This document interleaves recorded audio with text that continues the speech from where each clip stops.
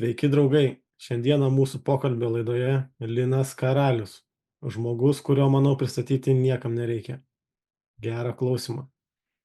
Ne tiek ir daug metų, jeigu paimsim prieš kokį 20 metų, aš atsimenu, buvau, ne prieš 20, gal prieš 15, aš buvau Goa Indijai, žinai, ir tenai, ten chebrytė, ten tranzo muzikos meka yra, jie ten daug LSD valgo, aš tuo metu sveikai gyvenau, nieko ten jau nevalgiau.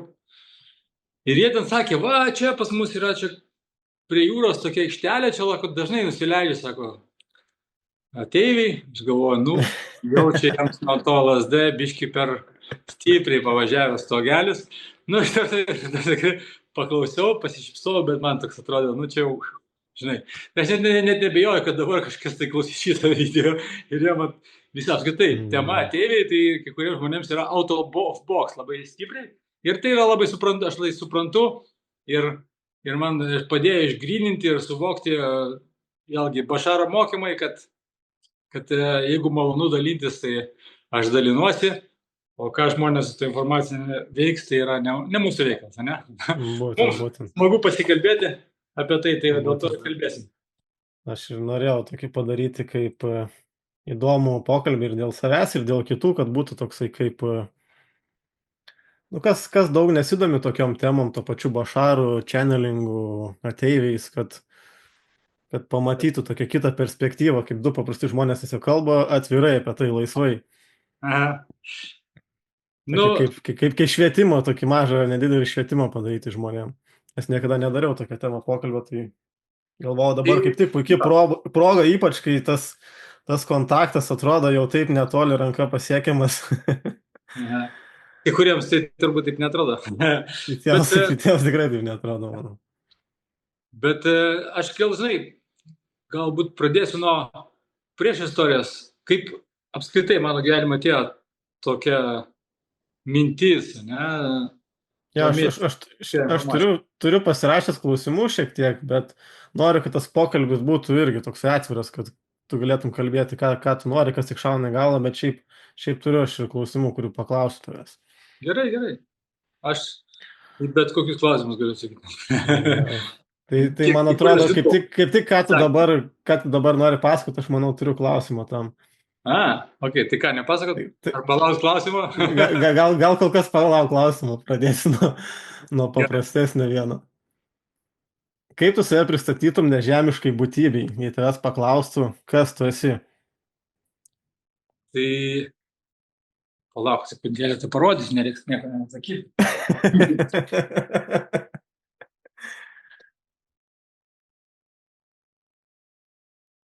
Čia noriu, kad klausytojai pamatytų daugiau Lino Karaliaus spalvų. Va, Alliance ID. Čia parašyta. Saulės sistema, planeta Žemė, regionas Lietuva, miestas Vilnius, vardas Linas Karalius. Viskas pasakyta. Žemės gyventojas, laba diena. Dar kartą pridėk prie kameros, kad aiškiau matytųsi. Matytų žiūrovai. Saulės sistema, planeta Žemė, Lietuva, Vilnius, Linas Karalius. Tai ID parodyčiau, nereiktų, nežinau, aš tik kartais pamastau, gerai, dabar ten, tarkim, kontaktas. Aš noriu, kad pats savo vaizduotę biškį palaužytum, jeigu tai įvyksta, sutinki tą nežemišką būtybę ir kaip tu save pristatai, sako, kas tu? Gerai, tai dabar pradėkim nuo to, kokiu būdu pristatai. Nes taip, aš suprantu, kad arba tai turi būti kažkoks telepatinis ryšys. Ne, tarkim, susitinki akis į akį ir jau šnekat akis į akį. O jie angliškai kalba, ne? Ar lietuviškai? Kaip jie kalba? Lietuviškai kalba. Perrengia kanalą lietuvių kalbą. Jie turi, tipo, dirbtinio intelekto tokius translatorius, kur, tipo, iš karto verčia online ir net nesimato dinamiko. Jo, kaip ir Bašaras iš karto angliškai varo. Ne, dabar yra, girdėjau, kad per Zoomą yra jau su dirbtiniu intelektu gali pakalbėti, tarkim, su japonų, latvių, kokį nors ispanų ir visiems nustatyti, kad jų kalba tavo veidas kalbėtų ir net pakoreguotų lūpas. Už Aš papildomą kainą. kaip tik nesenai galvojau, kad jau toks dalykas turėtų būti, nes Yra, gali kalbėti tiek tų technologijų. tais japoniškai. Tai žinai, tai čia per telefoną tik tai, o pas jūs gal yra jau koks nors holografinis, irgi lūpos lietuvių judės. Sakys, laba diena, mes atėjai, mes jūs čia toks. Tai kaip save pristatytum? Kas tu toks esi?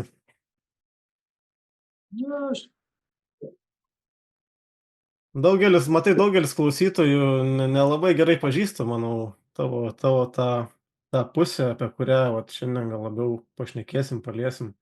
Nu, tai suprantu, gal tave labiau prisimena kaip atlikėją, kaip dainininką ir viskas, mano manimu, kad didžioji dalis yra žinot.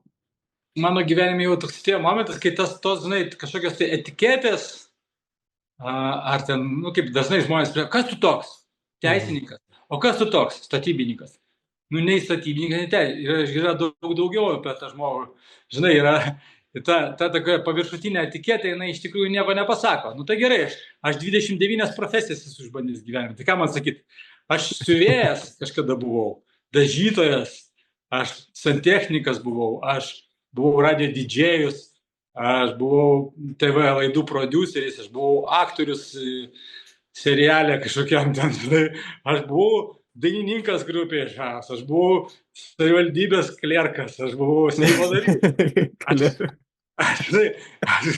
Tai dabar kurią etiketę man čia panaudot? Čia yra įdomumas, kaip tu pats save dabar įsivaizduoji, nu, kaip tu jauties apie save. Nu, aš esu žemės gyventojas, laimingas tėtis. Mano tokia dabar etiketė. Viskas susiboilina, kaip sakant, žemyn turbūt į artimiausius santykius. Aš kažkada tai esu klausęs vienas žmogus, kuris Channel IAL, viena esybė, jo ten žurnalistas klausė, o sako, o tai kaip čia tos dimensijos visos veikia ir kaip čia? Jisai sako, jūs galite praleisti visą savo inkarnaciją, bandydamas išsiaiškinti, kaip tos dimensijos veikia. Bet kai jums atrodys, kad išsiaiškinot, tai bus tik tai jūsų tiesa, o tiesų yra begalybė. Ir jinai nebūtinai rezonuos su kitų žmonių tiesomis. Ir jums atrodys, kad jūs išvaistėte visą inkarnaciją.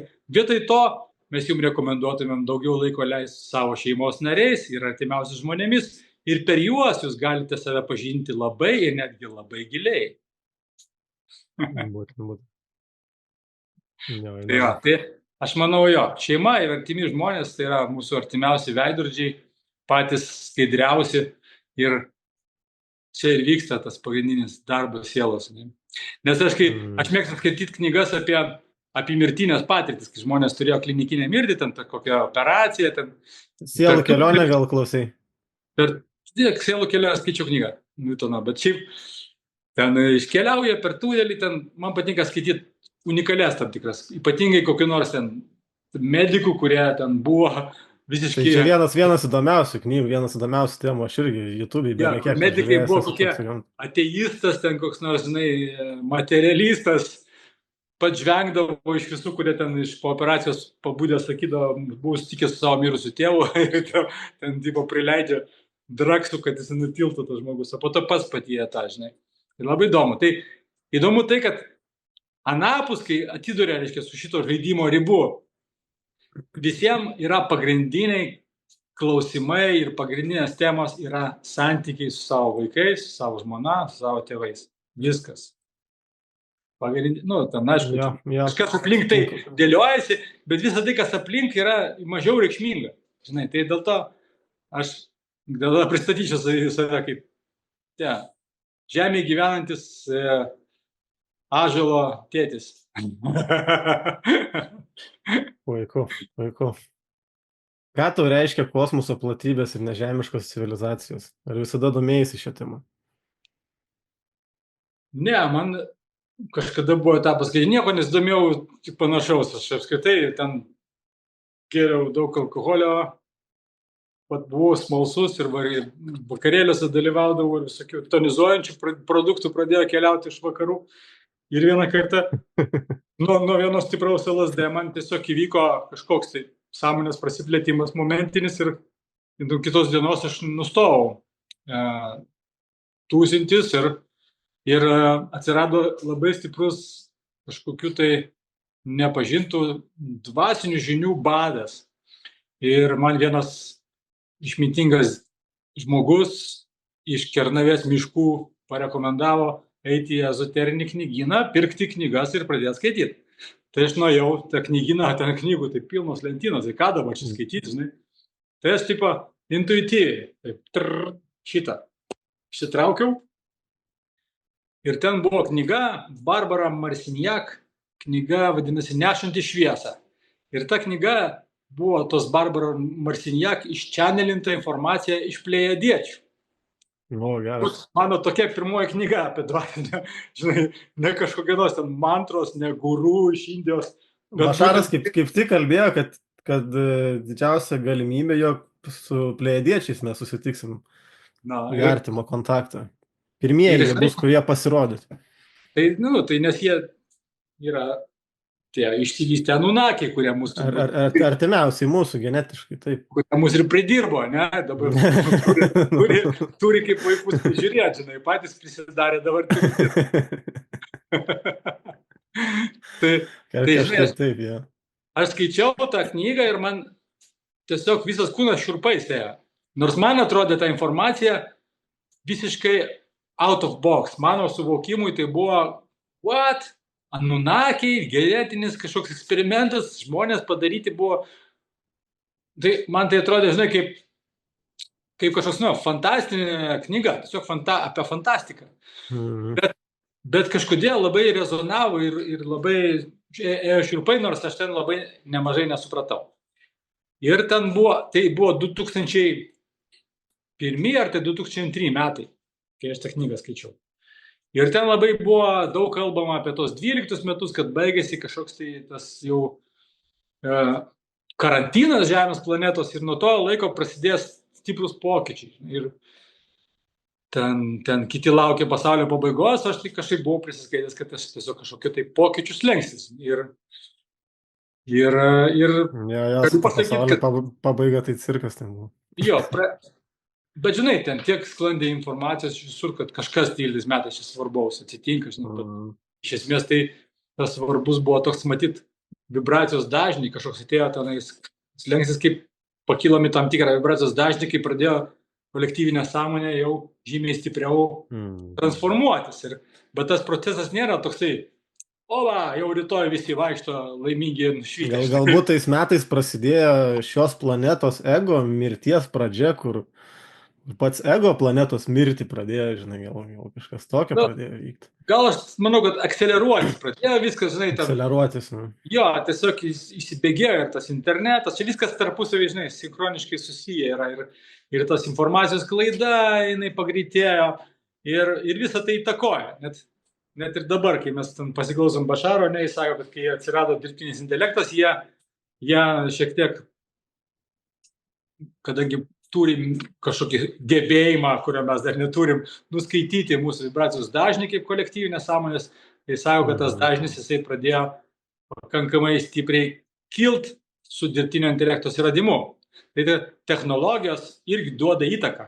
Tai lygiai taip pat ir interneto atsiradimas, jis davė stiprų impulsą mūsų žmonijos vystymuisi.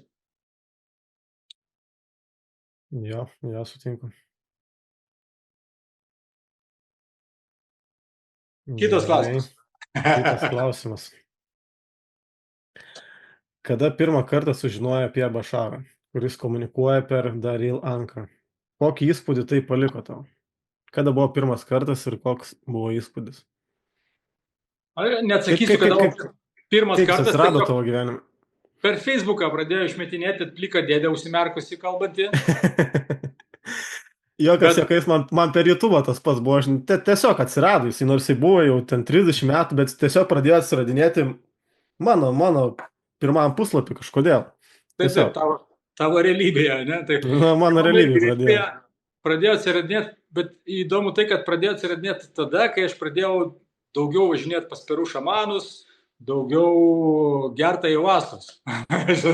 Matyt, tas davė kažkokį tai dažnį, gal pokytį ir pradėjo šokinėti ir kadangi aš jau buvau, man tais channelinimais apskritai tokį intrigą man keldavo. Nebūtinai ateivius, kas čanelina, bet ir ten dvasią arba mirusius, nesvarbu, ta visa komunikacija. Buvo visokių ten mėgančių pranašų, visokių pas mus, nežinai, kur paskaitydavau, būdavo tiesiog, intriguojant, įdomi informacija, nes jinai iš kažkur tai, iš kažkokios nežinomybės, ne? O čia nuo žmogaus priklauso, kai kurie žmonės nelinkę į nežinomybę gilintis, nes nežino ar nereikia. O man visada įdomu to, ko nežinau. Dėl to smalsumas yra. Ir kai yra smalsumas, tada, Ir kai aš pradėjau įsiklausyti tą pliką užsimerkusi dėdę, žinai. Nes iš pradžių tiesiog kalba, aš pradėjau įsiklausyti. Iš pradžių buvo labai nelengva, nes jisai angliškai greitai pakankamai ir dar ta tokia kalba maniera, ten jis dažnai naudoja žodį idėja, ar čia yra idėja apie tai, kad aš kalbu, nes ta idėja, žinai, ir taip. Ir klausydavau, man būdavo pakankamai nelengva įsitemti, turėdavau, kad suprasti, ką pasakė.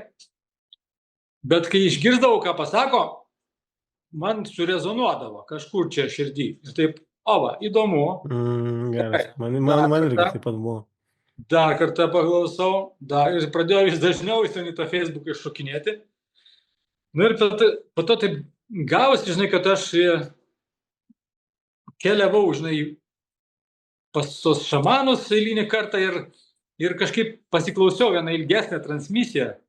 Ir ten žmonės uždavinėjo apie žmonių atsiradimų istorijas, papasakojo apie Anunnakius, apie tą, kaip jie iš savo geno ir neandertaliečių geno padarė žmonių rasę, ir kad kastų auksą. Ir aš tą informaciją buvau skaitęs dar vienoje knygoje, kuri vadinasi Senovinė gyvybės gerelės paslaptis. Yra toks Melchizedekas. Aš skaičiau kažkada rusų kalba, bet po to antrą kartą skaičiau anglų kalbą. Ir ten jisai irgi turėjo kažkokį nefizinį mokytoją, kuris yra davęs raštą egiptiečiams. Toras, tai jo vardas. Ir jisai jam papasakojo žmonės atsiradimo istoriją. Aš irgi ten skaičiau, galvoju, žinai, kažkokia fantastika.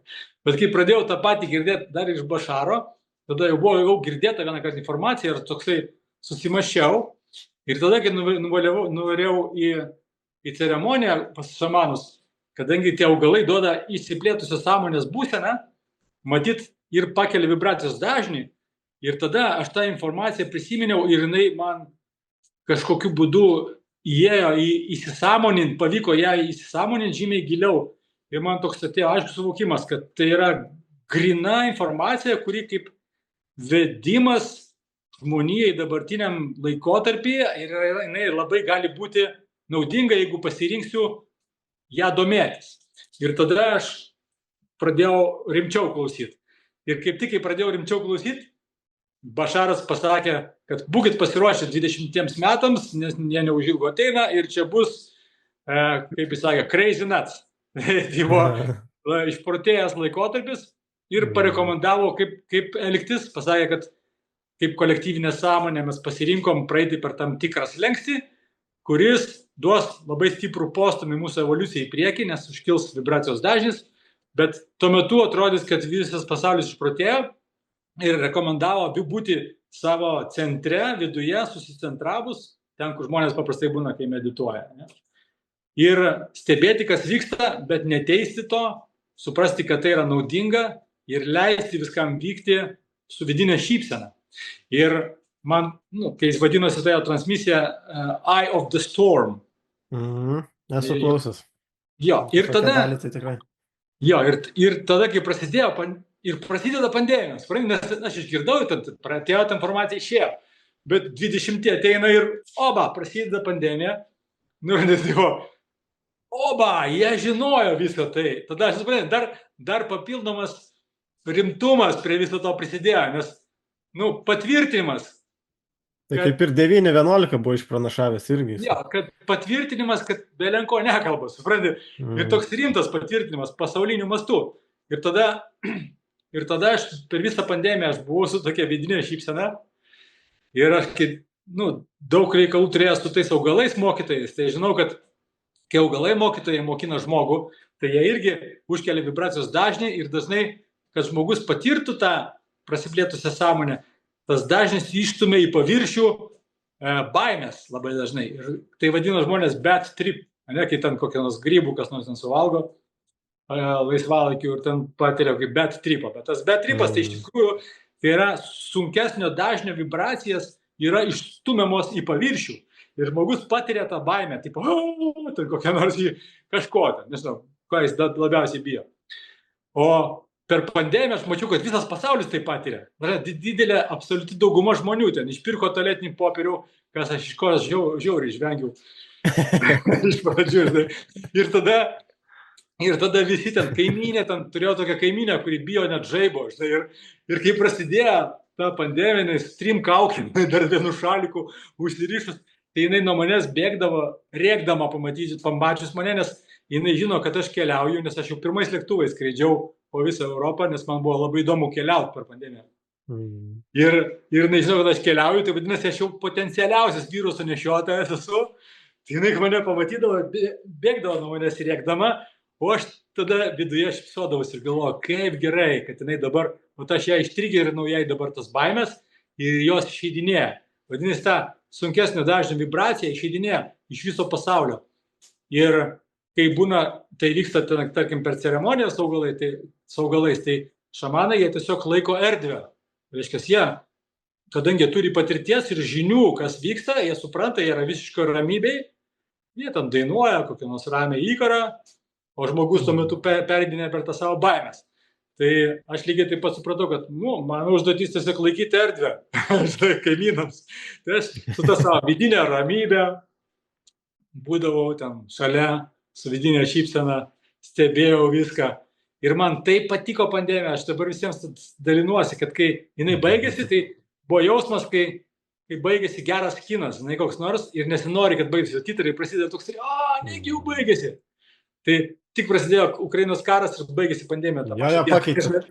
Iš karto pasikeitė greitai labai. Ir aš toksai, baigėsi. Taip, net šiek tiek nuliūdau, nes man buvo labai labai linksma ir labai įdomu visą tą patirtis. Kaip Bašaras sako, dabar yra laikotarpis, kada viskas yra padėta ant stalo, tiesiog reikia žiūrėti ir pasirinkti. Taip, jisai... Niekada nebuvo dar viskas taip atvirai padėta ant stalo, kaip dabar yra visam pasauliu. Viskas atvirai išreikšta, visi viską matom, viską girdim. Ne, aš gal paaiškinsiu dar kitais žodžiais, kad geriau įsisąmoninti, ką čia pasakyti, kad vienu metu, ypatingai nuo pandemijos, pradėjo išlysti labai skirtingos realybės. Tai reiškia, mes matėm, tarkim, Kinijoje vyko kontrolė labai stipriai, ne? Ten komunistų partija valdo Kiniją ir jinai sukontroliavo su technologijom taip, kad žmonės per tą WeChat, pas jos yra populiariausia programėlė, kaip mes naudojam Telegramus ar WhatsApp'us, jie WeChat. Ir žmonės iš baimės davė sutikimą patys naudoti WeChat, kad galima būtų nuskaityti jų veidą su telefonais ir kad tie telefonų būtų visi sekami ir būtų bendra kompiuterinė sistema, visi matytų, kur kiekvienas iš milijardo kiniečių gyventojų yra šiuo metu ir ar jisai jau yra prasirgęs ten to COVID ar neprasirgęs ir ar jam galima išjudėti iš namų ar ne. Nes jeigu tik išjudėdavo, jis jam pėmiai raudonai kažkur tai, ne? Tai antiek su technologijom sukontroliuota tokia didelė šalis ir mes matėm tokį pavyzdį. Ir aš automatiškai, aš nenorėčiau tokia šaly gyventi. Aš mačiau realybę, kurios labai nenorėčiau. Ir aš jau iš tų Bašaro mokymų žinojau, kad aš šią realybę kuriu pagal tai, ką praktikuoju kiekvieną akimirką. Tai mes su žmona pasitarėm ir mes nusipirkom 4,5 hektarus pelkės su mišku netoli Vilniaus, aš dabar čia ir gyvenau. Ir mes per pandemiją čia vaikščiojom nuogiai, ne tai, kad su kaukėm, bet nuogiai vaikščiojom. Žinai, jokių technologijų, jokių ten kontrolių, nieko. Mes praktikavom totalią laisvę. Savo asmeniniam pabėgti gamtą. Jo, išėjome. Ir buvo didelė banga. Čia kartu su mumis atsirado daug labai įdomių naujų kaimynų. Su pandemija čia aplink Vilnių gamtoje įsikūrė daug tokių laisvesnių žmonių.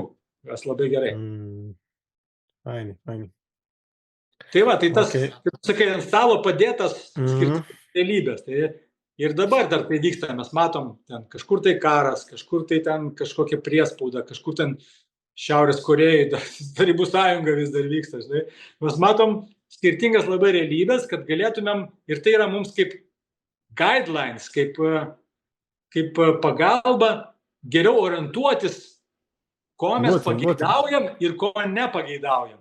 Nes Na, jeigu mes esmė, dėl to reikia džiaugtis, kad mes aiškiai galim matyti dabar, kad mes galim pasirinkti.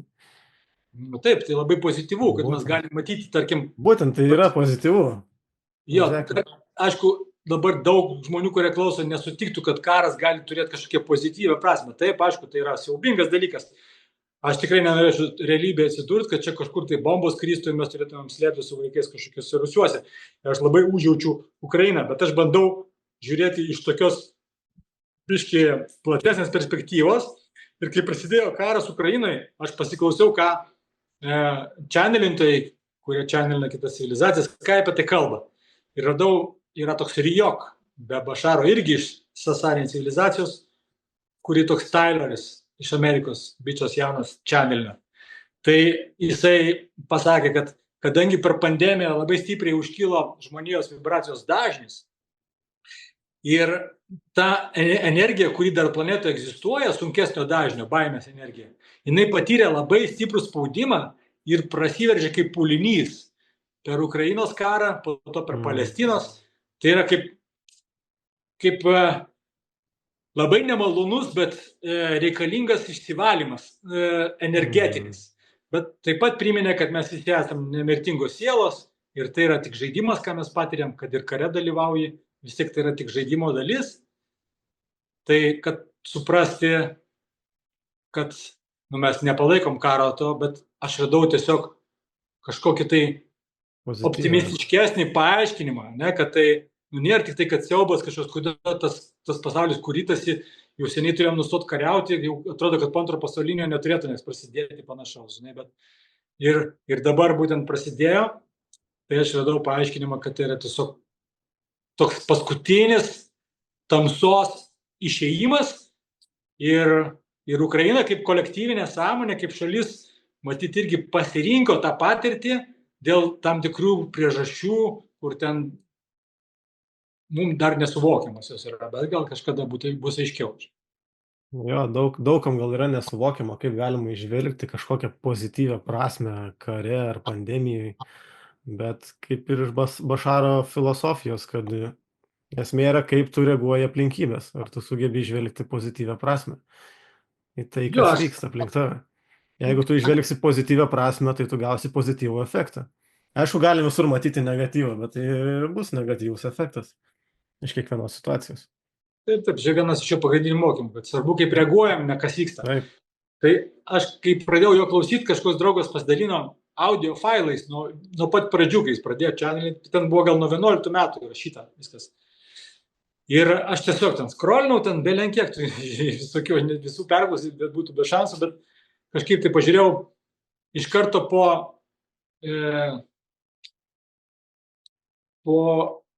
tsunamio, kai Japonijai atominė elektrinė užsidegė.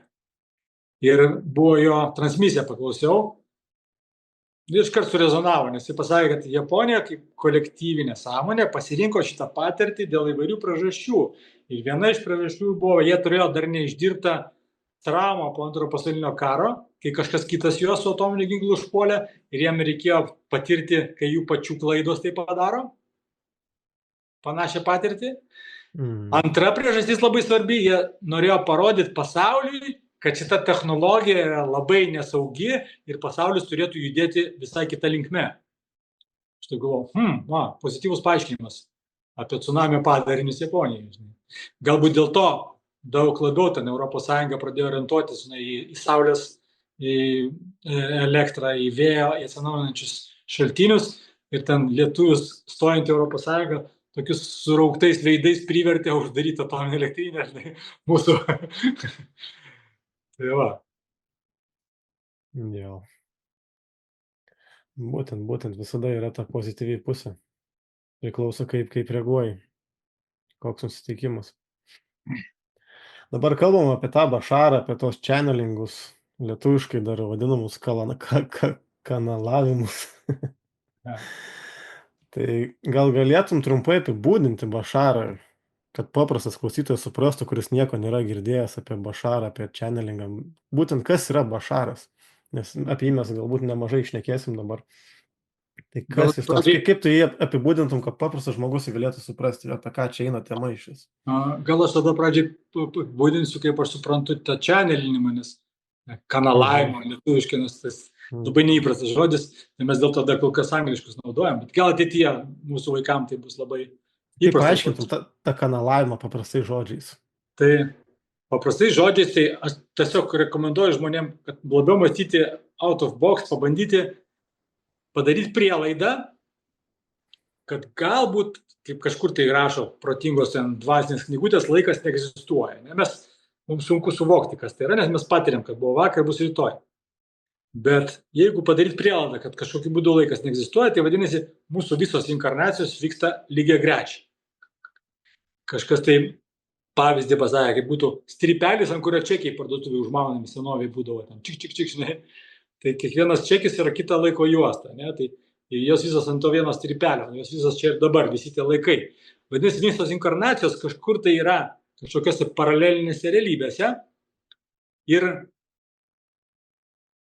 padarykim prielaidą, kad kai kurie žmonės atranda gebėjimą ar talentą kažkokį tai prisijungti prie kitos savo inkarnacijos. Tiesiog užsimerkti ir kažkokiu būdu susijungti ir ta kita inkarnacija, pasinaudodama šito kūnu, tarkim, kur yra dabar Linas ir kalba lietuviškai ir pradėtų lietuviškai kalbėti, bet čia jau kalbėtų nebe Linas, bet kalbėtų mano inkarnacija, kuri yra, tarkim, praeitį kažkur tai ten viduramžiais ten su kryžiuočiais Lietuvoje kariaujantį. Arba ateity ten kažkur tolimoje, kaip kartais Bašaras prisijungia prie vilos tokios, kuri gyvena 700 metų ateityje Žemės planetos vienoje iš versijų, arba kitoj planetoje, tarkim, kažkokia inkarnacija. Ir tai pradėtų tą esybę gyvenantį kitoj planetoje kalbėti lietuviškai per Lino kūną. Tai va tai kanalavimu vadinama. Ir svarbiausia, ne tai kaip tai vyksta, bet svarbiausia, ar ta informacija duoda naudos ar ne. Tai, kadangi čia man bandė skambinti. Gerai. Viskas gerai? Mes dar esam? Viskas gerai, viskas. Ok. Tai, biškai numušė mano skambutis mintį. Ta sekundėlę. Apie kanalavimą, apie...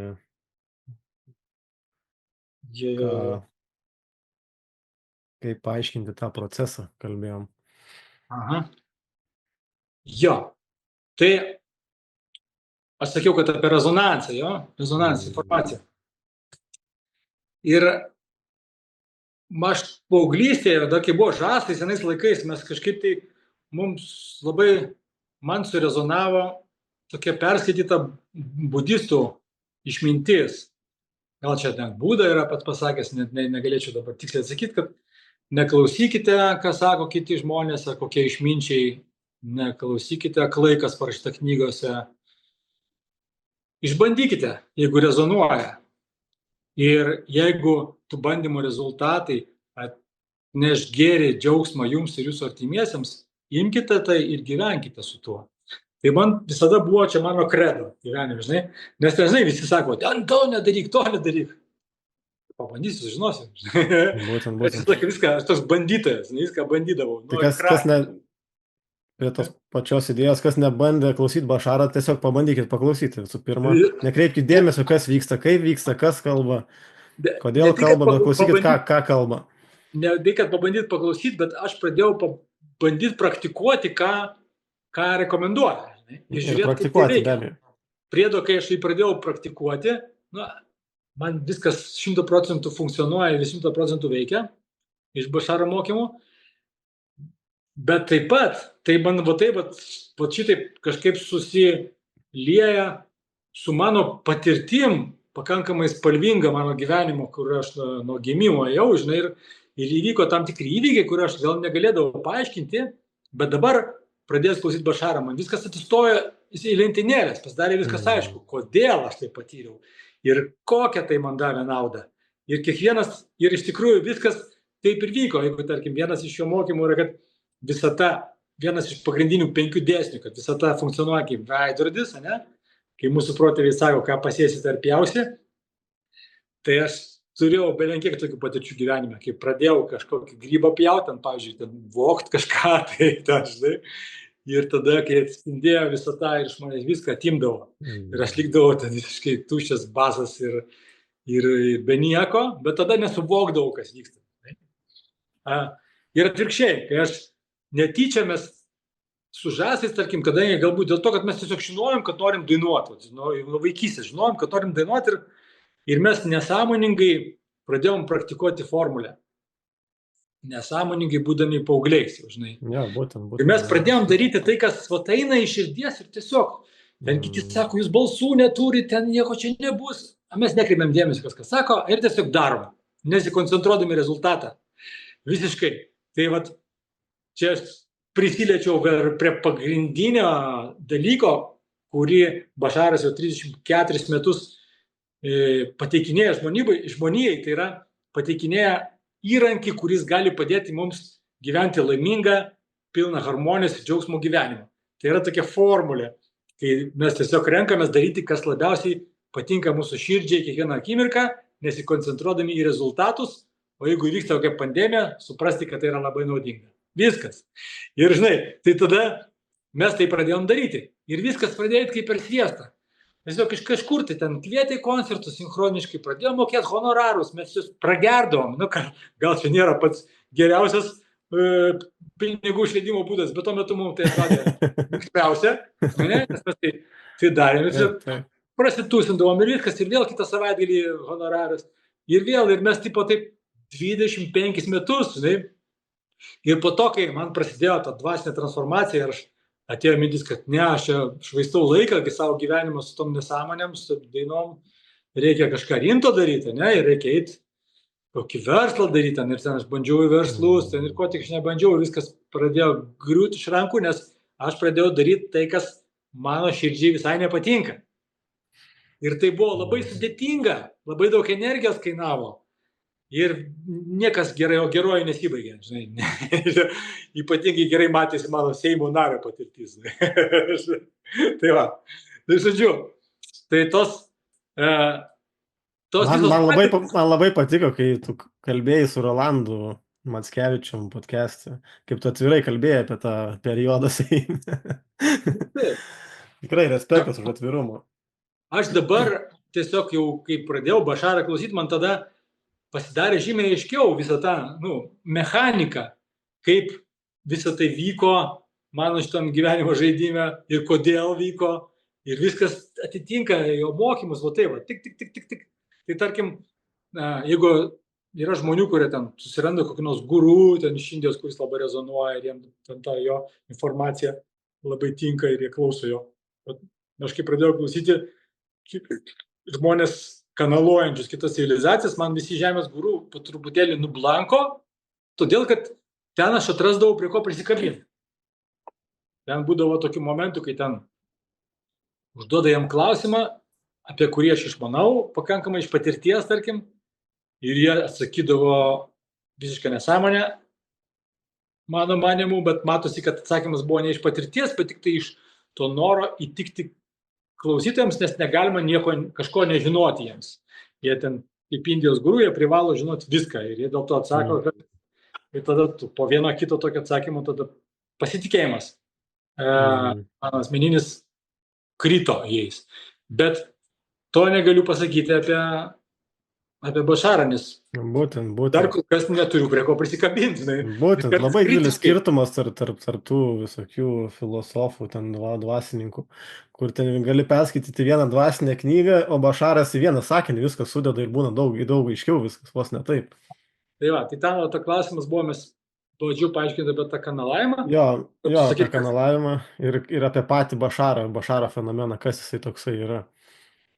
Tai tiesiog yra amerikietis Dari Lanka, kaip aš žinau, kad jeigu Linas pradėtų dabar transliuoti kažką iš savo kitos inkarnacijos, tai yra tas Dari Lanka amerikietis, kuris rado gebėjimą prisijungti prie savo kitos inkarnacijos, kuri yra kitoje civilizacijoje, kuri yra šiek tiek gerokai labiau pažengusi, negu šiuo metu dar yra žmonija, ir jų sąmonė gerokai labiau išsiplėtusi, ir vibracijos dažnis aukštesnis, ir technologijos labiau išsivyščiusios, ir jie geriau pažinę yra, kas čia vyksta su mumis. Jeigu mums visiems dar labai neaišku, kas šitas gyvenimas, kodėl čia aš jį gyvenu, kodėl čia turiu visą tai atlikti. Ir pats Bašaras, jisai nėra jo tikras vardas, kaip jisai pasakojo, jeigu jisai pasirinko tą vardą, nes kada jisai skanavo informaciją tuo metu, kai pradėjo tą kontaktą su Daril Anka, kad šitas vardas buvo artimiausias tam procesui, ką jisai darė tuo metu. Kad Bašaras reiškia kaip pranašas, kaip žinių perdavėjas, kažką tokį jisai kalbėjo. Dėl to buvo pasirinktas žodis Bašaras, vardas Bašaras. Taip ir tai nėra tikras vardas. Taip ir toje pirmoje knygoje Barbaros Marsinjak Nešanti šviesą, ten plejadiečiai irgi paaiškino tam tikram kažkokiam momente, sako, kad mes vadinam save plejadiečiais, nes jums žmonėm reikalingas pavadinimas. Jo, jam kažkaip nebereikia tų pavadinimų. Jums nesuvokiam, kad mes pavadinimų nebenaudojam. Matyti yra kažkoks tai... Atpažįsta energiją, atpažįsta dažnį kažkaip vienas kitą. Atpažįsta, jinai unikali ir jam tada pavadinimų nebereikia jo. Tai jo, tai Bašaras yra tiesiog pavadinimas, kuris patogus tiesiog apie tai kalbant dabar. Ja, kuris jinai atitinka prasme, ką jisai daro. O tas Bašar žodis, Bašar vardas reiškia žinių perdavėjas, kažką tokį jisai pasakoja. Na, ir kai ten jo ilgiau pradeda žmonės klausyti, jisai prisistato kaip pirmojo kontakto specialistas. Pirmojo kontakto specialistas. Beje, galėsiu pasidalinti po video komentaruose nuorodą į pirmasis kontaktas, kur sukūrė pats autorius Daril Anka būtent apie šitą fenomeną, apie visą tą procesą. Tai kam bus įdomu, galėsit pasižiūrėti ir dar aiškiau suprasti, apie ką mes čia su Linu kalbam. Jo, tiesiog, kadangi jau jie seniai laikosi visi tos formulės, tai daro tai, kas jūs labiausiai džiugina, o jį džiugina keli dalykai, kiek jau žinau, be išklausimų, tai jam patinka technologijos, jis dirba su įvairiom technologijom, kaip būtų mūsų koks nors inžinierius fizikas Žemėje, bet taip pat jo viena iš aistringiausių veiklų yra užmesginėjimas kontakto su kitomis civilizacijomis. Tai tomis, pirmojo kontakto specialistas į save taip pristato. Jo, su tom civilizacijom, kurios pasiekia tam tikrą gal vibracijos dažnį, kai jau realus kontaktas su ateiviais ne tik tai iš jų planetos. Ir kad tokių civilizacijų yra nemažai, ir jau su nemažais yra užmezgęs kontaktus. Ir tai vyksta, tai yra ilgas procesas. Jis dabar jau, tarkim, pateikinėja informaciją mums 30 kažkelis metus. Ir jau prieš 30 kažkelis metus jis pasakė, kad kažkada ateis laikas, kai mes turėsim galimybę turėti atvirą kontaktą, bet dabar to negali įvykti šiandieną, todėl kad mūsų vibracijos dažniai labai skirtingi. Ir aš taip irgi tą mechaniką bandau įsiaiškinti ir suprasti, kad tiesiog kai labai skirtingas vibracijos dažnis ir dvi esybės atsidurtų šalia, tai ta, kuri turi labai aukštesnį vibracijos dažnį, stipriai paveiktų visomis prasmėmis tą esybę, kuri turi žemesnį vibracijos dažnį. Ir tas poveikis galėtų būti, prasidėtų labai stiprus valymas, kaip kokia dešimgubo pandemija. Tai dėl to irgi baimės tam pradėtų lysti, kas tik tai nori, visi velniai, žinai, lauk. Jo, jis kalbėjo, kad ant tiek galinga vibracija yra, kad netgi galima šansas, kad prarastum sąmonę tiesiog. Jo, gal sąmonę būdama šalia jo. To negali sau leisti už tai, kad jie turi atsakomybę, jie supranta savo atsakomybę. Ir vienintelis būdas, dabar jis dėl to 34 metus pateikinėja mums tą įrankį, kaip mes galim patys savo gyvenimo būdų užsikelt vibraciją iki tiek, kad mes būtumėm pasiruošę susitikti akis į akį su esybė, kuri turi aukštesnį vibracijos dažnį. Tai vienintelis būdas tai yra, visiškai priklauso nuo mūsų pačių, ne nuo jų. Ir jie tik tai, ką jie gali dabar daryti, tai tiesiog dalintis informaciją. Ir man bent jau asmeniškai mano gyvenime ta informacija, kurią aš gaunu iš kitų civilizacijų, labai padeda. Tiesiog sudėlioja viską į lentynėlės, atsirado aiškumas, žymiai daugiau šypsausi, žymiai laimingesnis, žymiai daugiau harmonijos gyvenime. Pasikeičia požiūris į gyvenimą, pasikeičia, bent jau man tai tikrai pasikeitė. Aišku, tai ne vien tik tai iš jo, tas informacijos tas požiūris pasikeitė, bet sinchroniškai iš visko, ką aš gyvenime esu patyręs ir išmokęs, visą tai suformavo. Jisai buvo reikalinga detalė, kurį jis įstatė. Kiekviena detalė buvo reikalinga, bet jisai buvo toks, kur šviesos, ne tai, kad mechaniką išaiškino, žinai, nes jeigu kažkaip... Jo, jisai tą mechaniką labai gerai išaiškino procesą patį. Jo, ir aš visą laiką, mano toks būdas buvo, aš visą laiką mėgdavau gilintis į esmę. Tarkim, kai kuriems žmonėms patinka paviršutinis, tipo, yra taip, etiketė uždėdė, Linas, dainininkas, kitam ten durnius, blogas politikas, narkomanas, nesvarbu, kokią nors etiketę, užlipdo, žinai, ir praleidžia. Ant bet kokio įvykio, ant bet kokio žmogaus, tai yra paviršutinis požiūris. Ne? Man visą laiką patikdavo eiti gilin. O kodėl? O kodėl taip vyksta? O kodėl aš tai patiriu? O kaip? O kodėl būtent šitaip visą tai vyksta? Žinai, ir kai aš pradėjau mokintis tą mechaniką, tą mechaniką, tai aš tai vadinu, svadingas žodis, nes iš tikrųjų tai yra, yra toks taip, dabar fizikas mūsų planetoje, Nasimas Harameinas. Jisai, mano manimu, yra šių dienų Einšteinas. Tai vienas iš topų jo. Jisai labai priartėjęs yra prie, tarkim, free energy, nemokamos energijos. Ir jisai prie sakralinės geometrijos prisikapstė per fizikos pusę, žinai. Ir tai jo kažkada kvautą perskaičiau tokį, žinai, kad visa tai, kas yra šiandieną mistika, yra dar tiesiog neatrasta fizika. Tai tose labiau išsivyščiusiose civilizacijose, tai, kas pas mus yra ezoterika, mistika, slaptos žinios, ten koks nors sakralinė geometrija, taip toliau, pas jos yra tiesiog fizika. Ne?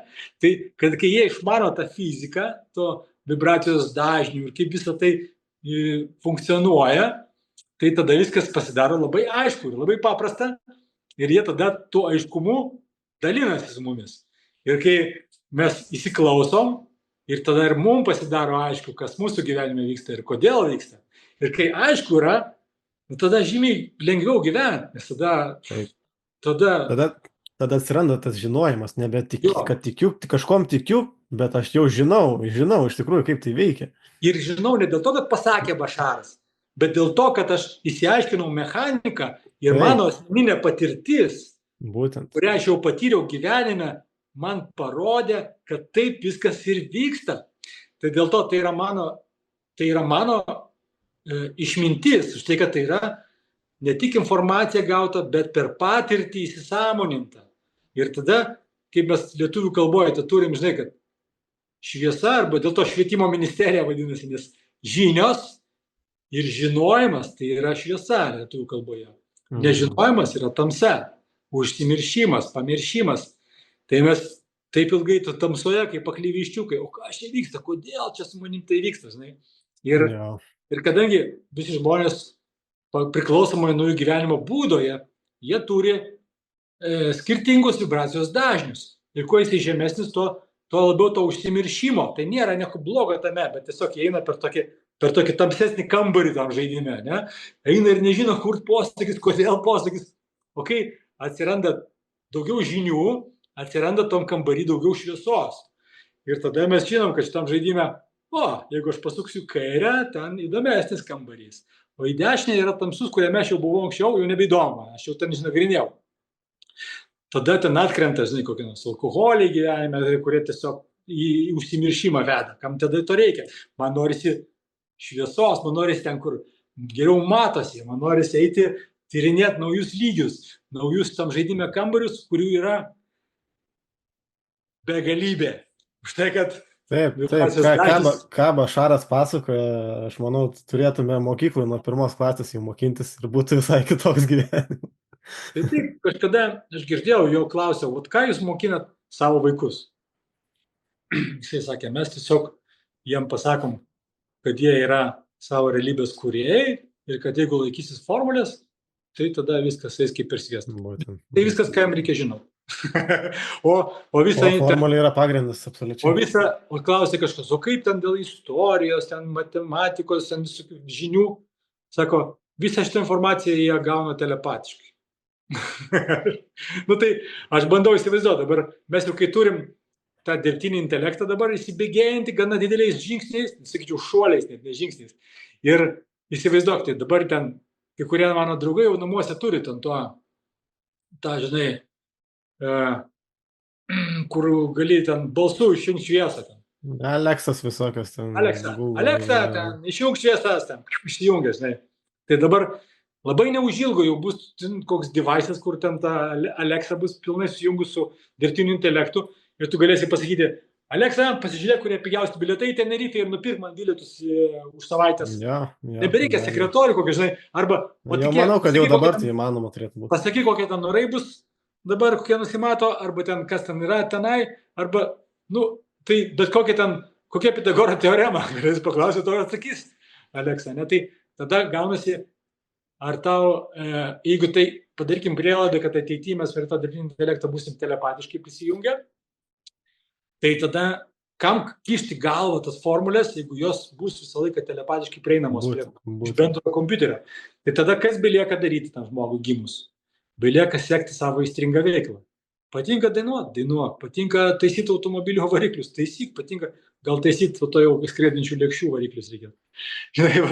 Bet kas patinka širdyje, kas yra miela, kas gerai gaunasi, kokie talentai, tai tą ir darom. Ir tai yra pats maloniausias ir lengviausias užsiėmimas, kurį tik žmogus gali daryti, ir tai darydami žmonės visi yra laimingi. Aš visus dabar, žinai, per savo pažįstamų ratą pradinėjau ir labai greit atskiriu tos, kurie natūraliai daro tai, kas jiems gyvenime geriausiai gaunasi, ir visi iki jų yra laimingi žmonės.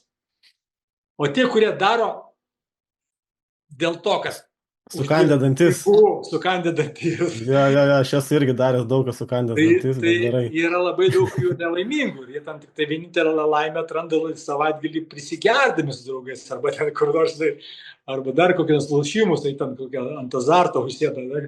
Nesvarbu, bet žodžiu, ieško kažkokių būdų paįvairintą nuobodų, neįdomų gyvenimą, nes jiems gyvenimas neįdomus, nes jie daro tai, kas nepatinka. Nes, tarkim, patiko kažkada vaikystėje šokti, čia labai populiari tema filmuose, ne? Ten kažkas norėjo šokti, bet nuėjo teisininkų dirbti ir kankinasi su gyvenimą, nes tėvai įtikino, kad iš šokų neuždirbsi. Tai va, aš labai džiaugiuosi, kad kai kurie žmonės nekreipia dėmesį į ten tėvus arba aplinką ir vis tiek nuėjo šokti.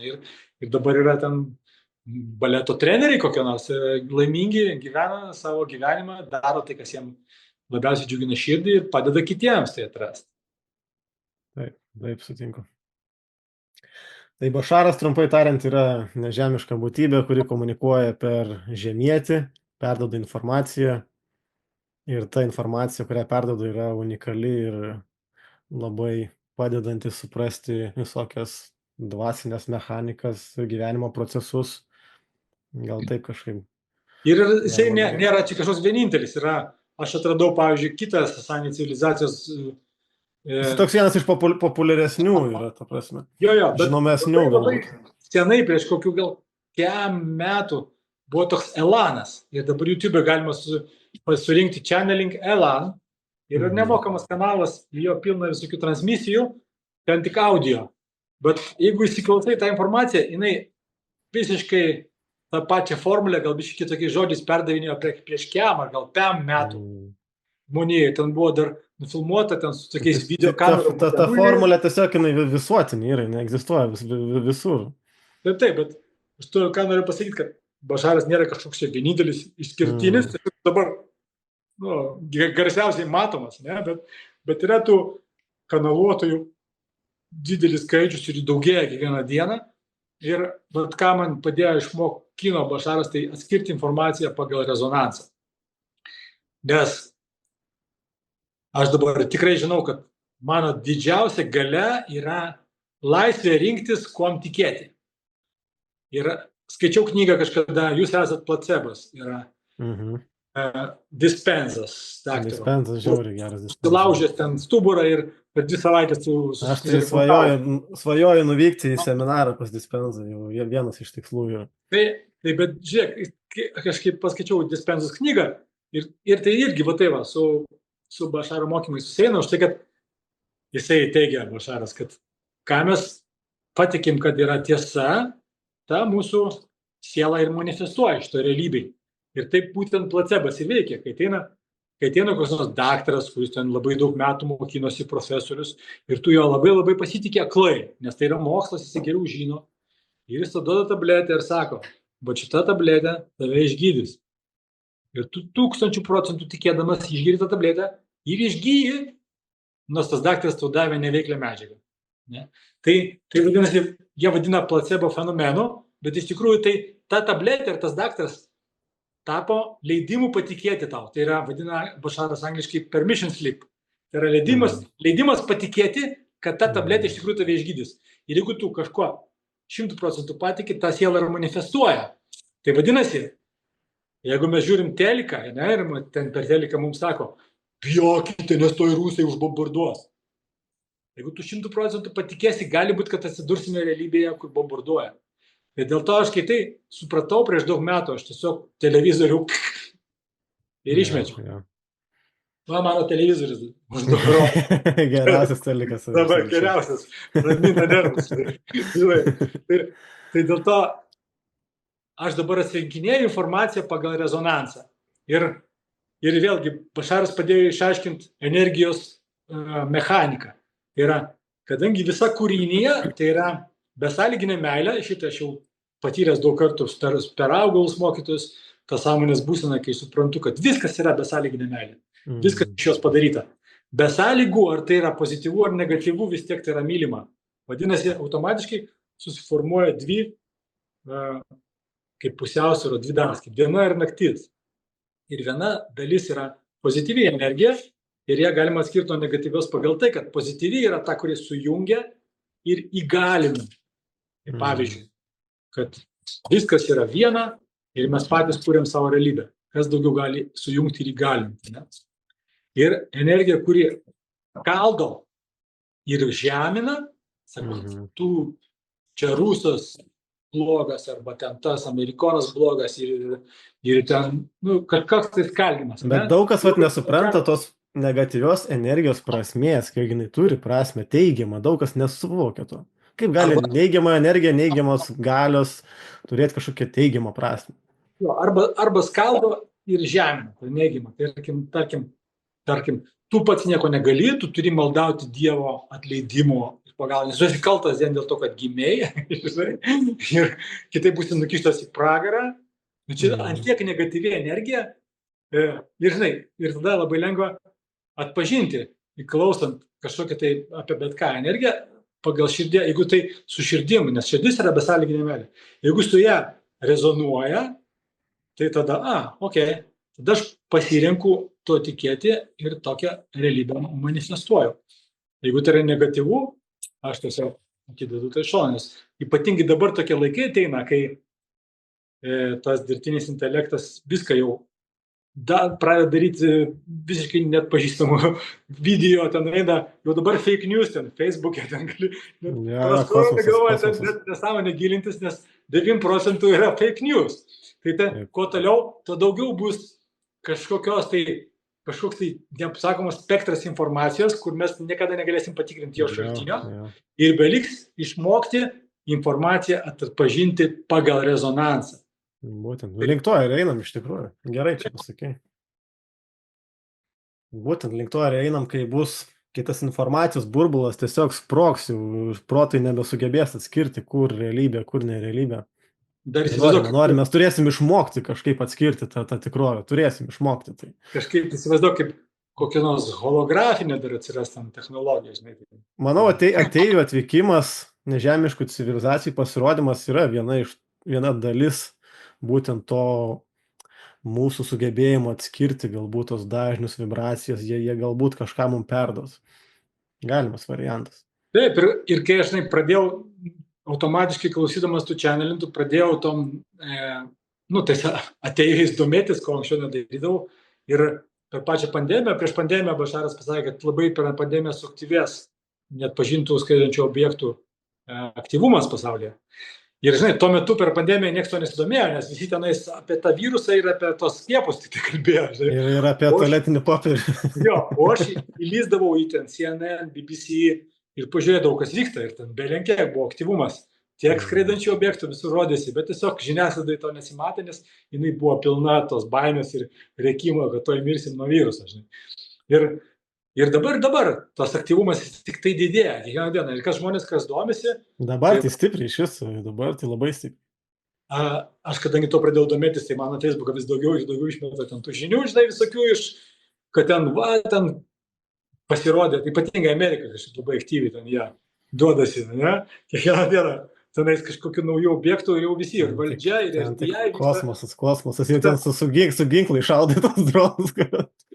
Bet tai mane labai džiugina ta idėja, kur Bašaras sako, kad jau 5 metų bėgėje bus pagal jų protokolą labai tikėtina, kad jie išeis į tokį atviresnį pasirodymą žmonijai ir pakips kažkur tai virš vandenyno.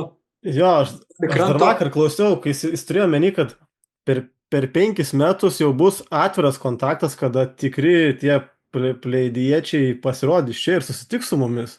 Bet pirmasis kontaktas, tas apsireiškimas bus dar anksčiau. Sikalbėjo šiaip 2-3 metų bėgyje. Bet per 5 metus netgi atvyks ateiviai jau į mūsų Žemės planetą. Tai jo, tai jis bandė maždaug tą vaizdą papasakoti vieną iš galimų scenarijų, kad kažkur tai virš vandenino pakips, tarkim, kažkoks tai didelis laivas ir jisai kabės ten mėnesiais. Ne? Ir sako, aišku, man patinka labai tas sveikas humoro jausmas. Sako, aišku, aplink skraidys kariniai sraigtasparniai, bet tai yra šou dalis. Geras tai buvo. Žinai, tai aš bandau įsivaizduoti, kai pirmas toksai kur nors pakips ten, kur Amerikoje, ten kur nors, žinai, virš vandenino toks mothership ir jau Facebookas, visi YouTube'ai bus pilni ten video pridėti, kai aišku, kareiviai iš pradžių bandys išslaptinti, bet po to nebeįmanoma bus išslaptinti, bet kitoje vietoje atsiras, trečioje vietoje atsiras, žinai, ir tada žmonės išpirks tualetinį popierį, vėl garantuoju. Sako, mes pabūsim ilgiau virš tų vandenynų, kad galėtumėt susirinkti, nuvažiuoti, pabūti. Būti, nusifotkinti, dėti Instagramą, žinai. Tai man tai kelia labai didelį džiaugsmą. Ir tarkim, dabar kai pasižiūriu, ten kas vyksta Amerikoje, ypatingai ten yra visokių tokių rimtų ufologų, dabar dokumentinį filmą Netflix'e pasirodė vienas labai neblogas Encounters, vadinasi, surinkta informacija apie žmonės, kurie buvo jau matę akis į akį visokius ateivius ir ten iš jų interviu įmama ir taip toliau.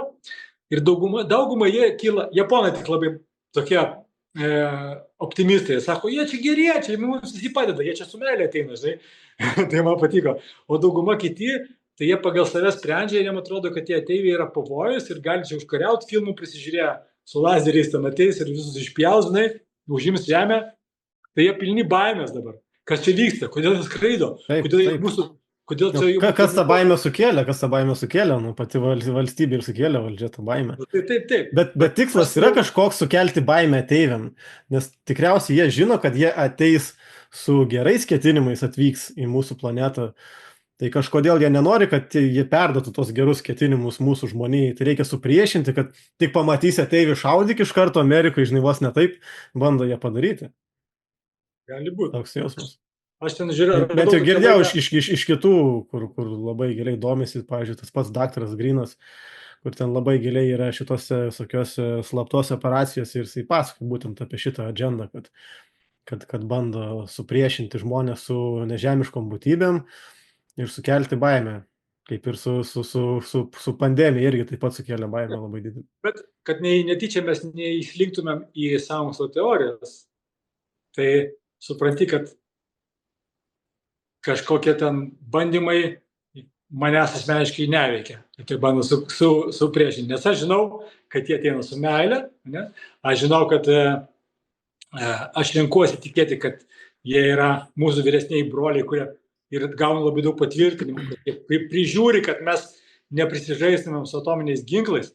Ir, pavyzdžiui, tam dokumentiniam filme Encounters, ten kalba vienas buvęs karininkas Amerikos, kuris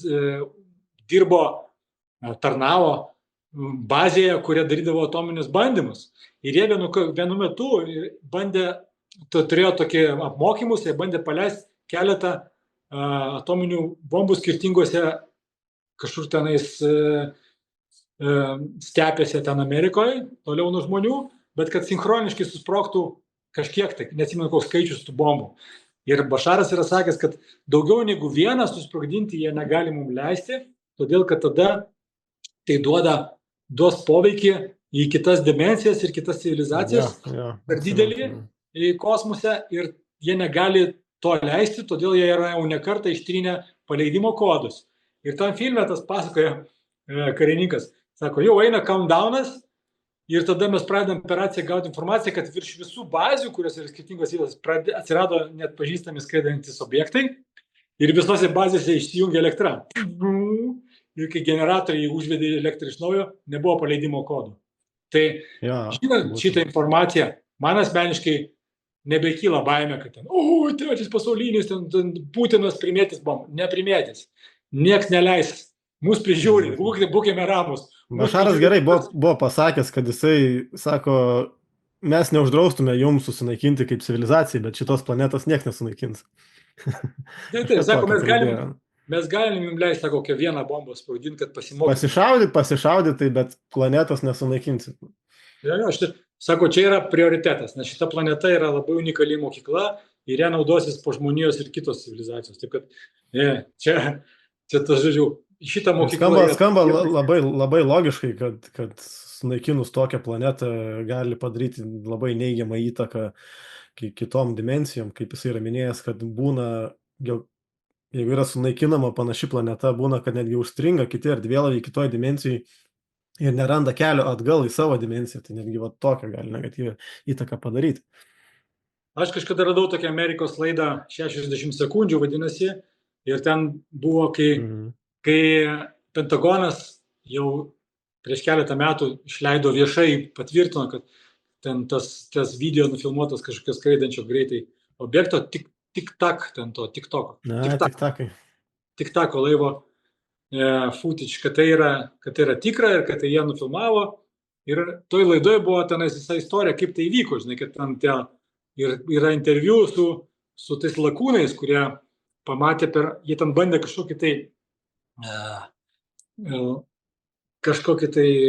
žodžiu, lokatorių naują, kuris užfiksavo, jie nufilmavo ir tada, kadangi jie buvo ant laivo, netoli tos vietos, kur skraidotas, jie sėdo į lėktuvą, 4 pilotai ir nuskrydo ir pamatė, kaip toksai cepelino formos kažkoks tai sidabrinis spalvos daiktas iš po vandens išlindo ir palei vandens paviršių tokiu dideliu greičiu pradėjo varyti. Ir jie ten tipo leido su lėktuvu žemyn, tada jis kylo. O jeigu jie kyla, jis leidžiasi. Pradėjo veidrodinį tokį, vaidinti, mimikit, žinai, tą judesį. Ir jie tipo tada pradėjo leistis, nes mato, kad tada jis kyla. Ir pakyla, ir tas tiesiai priešais juos atsidūrė priešais lėktuvą. Ir jis sako, mes ten sėdim ir mūsų smegenys. Kas čia per technologiją, čia kiniečiai, čia gal kažkoks sraigtasparnis, kas čia, neturi žmonijos dar tokią technologiją, kas čia tokio? Ir tada tas cepelinas dingo ir už 60 mylių atsirado. Ir žinai, ir tada kitą dieną atvažiavo bičiai ne juodais kostiumais, bet tokie civiliai apsirengę, su džemperiukais, ištrynė visą informaciją, pasakė, niekam apie nepasakot, bet vienas bičias įsirašė į kompaktą, tą nufilmuotą visą reikalą ir davė draugelį, kuris buvo buvęs CIA agentas, ir jisai paėmė ir nulikino į žiniasklaidą. Ir tada Pentagonas buvo priverstas pripažinti, jie įspaudė į kampą tą Pentagoną. Ir tada jau, kai jau pripažino, tai tada tik tie lakūnai išėjo viešumą ir pradėjo pasakoti savo tos liudimus, o lakūnai Amerikos kareivių, tai yra tokia, jie jos labai daug investuoja pinigų, nes tai yra, žinai, savyginos vieni iš pagrindinių kareivių, tai jie turi būti labai adekvatus, labai psichiškai stabilios psichikos. Ir kai jie pradeda apie ufikus kalbėti, gali pasirodyti, kad jie nėra stabilios. Bet kai pripažino Pentagonas, tai jie tada drąsiai pradėjo liūdėti apie tai. Ir sako, mes nežinom, kas ten įskraido, žinai. O kaip tik prieš tai buvo išėjus transmisija Bašaro, kuri vadinasi Breaking News. Ir jis ten aiškino, kuriais laivais kas skraido ir kodėl skraido. Ir aš žinau, kad ten tais tik-tak skraido kelios civilizacijos. Tai yra ir plėdiečiai, Jael civilizacija ir pilkieji ufikai, kuriuom dažniausiai mes paišom, kai ufikus paišom. Ir jie visi turi skirtingas agendas, bet Jael ir plėdiečiai, jie dabar treniruoja tas hibridinę rasę paauglius, kurie neužilgo gyvens mūsų šeimose. Tai 33 paaugliai. Ir jie šiuo metu jau yra Žemės planetoje, įvairiose bazėse, po vandeniu daugiausiai, kur žmonės nepasiekė, žinai. Paruošimas vyksta, paruošiamoje programoje. Jo, vyksta paruošimas. Tai, žinai, tipo, valdžia tam tokie, mes nežinom. O vat žmonės, kurie klauso Bašaro, jie žino. Ir toks, žinai, įdomus skirtumas, kai tu pasidarai atviresnis tai informacijai channelintojų, tai tada tų žinių spektras prasiplečia ir daug daugiau žinojimo, daug daugiau vidinės ramybės atsiranda. Tai mes dėl to turbūt čia ir kalbam su tavim, kad jeigu žmonės kažkuriems surezonuos ir norėtų pasidomėti informaciją, jūs labai lengvai prieinama. Būtent aš čia norėjau padaryti šitą podcastą, kad turėtų tokią prasme, jog galima pažiūrėti iš kito kampo visai visą šitą fenomeną, kas vyksta. Į tą čia channelingą, į UFO ateivius. Kas man patiko, kad Facebooko grupėje Bašaro ten kažkas tai, vieną kartą žiūriu, Lietuvos žemėlapis įdėtas ir ten parašyta, ar čia yra lietuvių? Papasakok, kaip sukūrė tą grupę. Jo, taip, ar čia yra lietuvių? Ir taip žiūriu, 100 gal. Aš nesitikėjau, kad bus tiek daug irgi. Aš irgi nesitikėjau, tai man toks buvo. Man atrodo, aš pats pirmas buvau, kur parašiau komentarą, tu man žinutę atsinti. Ir aš tada nepatingėjau, vieną atsisėdau visiems, parašiau asmeniškai ir pasiūliau į vieną bendrą čatą. Ir mes dabar sukūrėm lietuvių, kurie domisi tą informaciją, bendrą čatą ir tenais visi diskutuojam, dalinamės, kas yra labai fainas jausmas. Jokas jokais, jeigu nebūtum sukūręs tos grupės Bašarą, tai šito podcast'o dabar tikriausiai nekalbėtume šią temą apie Bašarą viešai. Vėlgi vyksta kažkokia sinchronizacija vyksta. Jo, aš kadangi seniai seku to savo Highest Excitement ir aš net nesusimastau, aš tiesiog tuo metu man, ir Highest Excitement ir aš darau. Tai aš kadangi pagal formulę jau nemažai metų gyvenu, tai man čia buvo toks Highest Excitement ir aš tiesiog sukūriau, surinkau ir dabar, labai faina, kad, žinai, tokia tema nėra labai lengva suras gatvėje bendraminčių.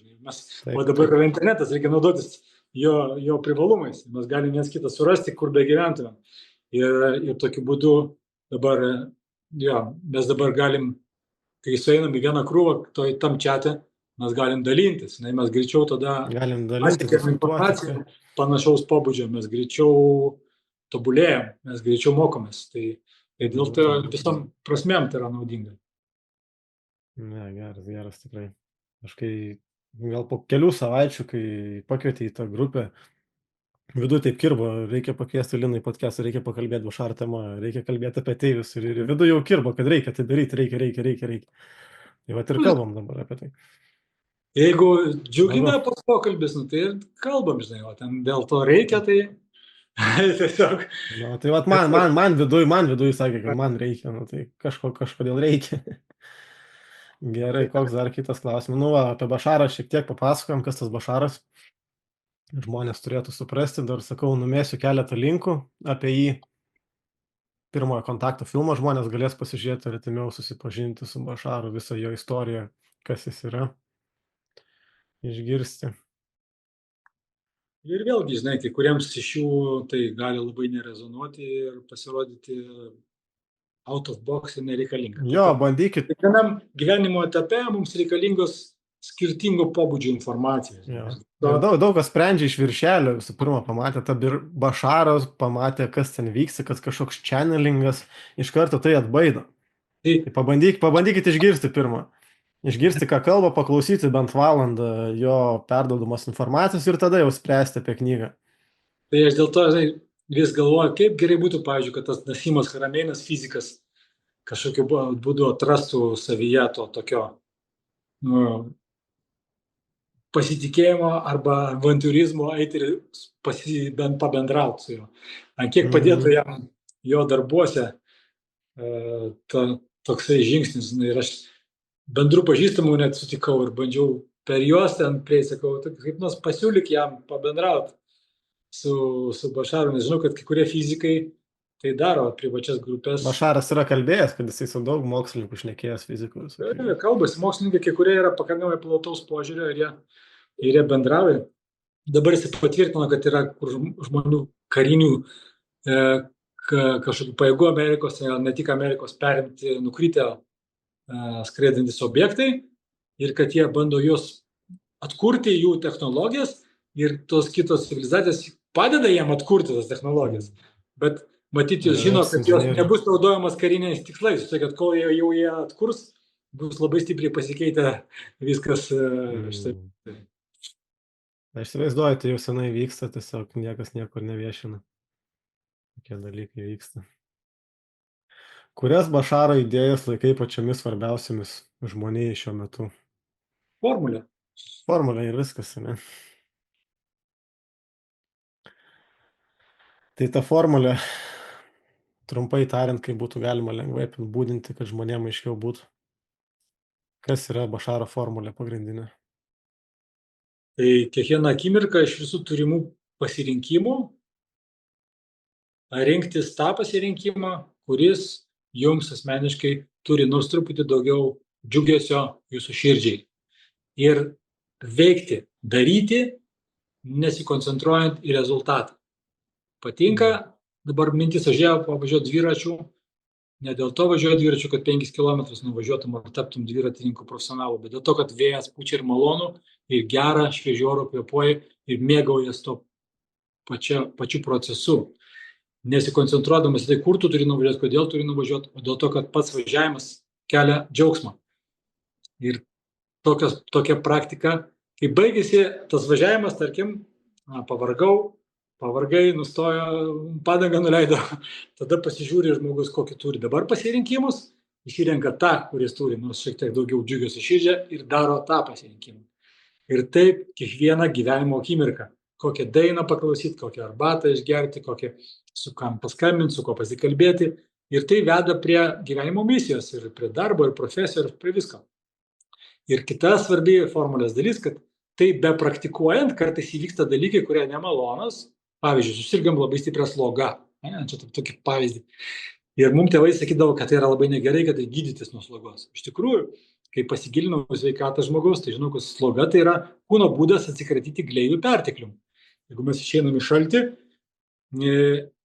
kūnas galvoja, reikia imunitetą pritaikyti prie šitokio šalčio, jeigu dažniau jisai į tą šaltį reikia, jis būtų prisitaikęs tas kūnas prie šalčio. O kad jisai būtų stipresnis imunitetas, reikia apvalyti kūną nuo gleivių. Dėl to paleidžia slogą, kad gleivės išeitų.